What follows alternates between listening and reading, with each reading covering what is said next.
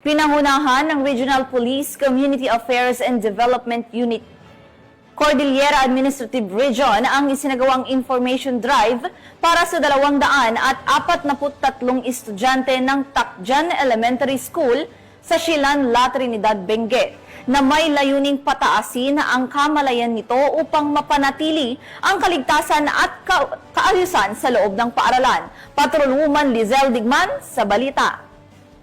Tagumpay na nagsagawa ng isang information drive ang mga tauhan ng Regional Police Community Affairs and Development Unit Cordillera Administrative Region sa Tacjan Elementary School, La Trinidad, Benguet nito lamang ika-14 ng Hulyo taong kasalukuyan. Ang nasabing aktibidad ay naging matagumpay sa pangunguna ni Police Lieutenant Colonel Denver Adonis Alidao, OIC ng nasabing unit, katuwang ang mga supportive teachers ng nasabing paaralan. Tampok sa aktibidad ang interactive lectures sa mga paksa tulad ng Why We Must Respect Laws and Authorities, Road Safety and Traffic Rules, Anti-Bullying, Crime Prevention Tips at Emergency Contact Information and Procedures, and Proper Reporting for Quick Police Response na aktibo namang nilahukan ng 243 na mag-aaral mula sa ika-4 hanggang sa ika-6 na baitang. Gayon din na mahagi rin ang grupo ng IEC materials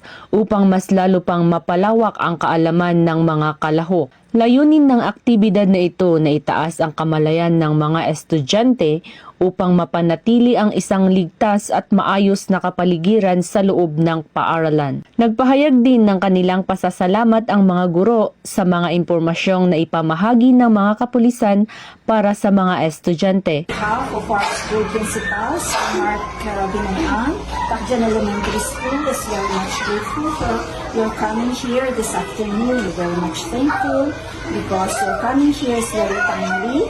Your lecture is very much helpful to them. With that, we are so much grateful. Thank you very much, and I hope this is not the last time. Once again, thank you so much. Patunay lamang na ang pambansang pulisya katuwang ang iba pang ahensya ng pamahalaan ay patuloy sa mga inisyatibong ito at nagbibigay diin sa kahalagahan ng kaalaman upang magkaroon ng maayos at maunlad na bansa para sa sambayanang Pilipino tungo sa bagong Pilipinas. Mula dito sa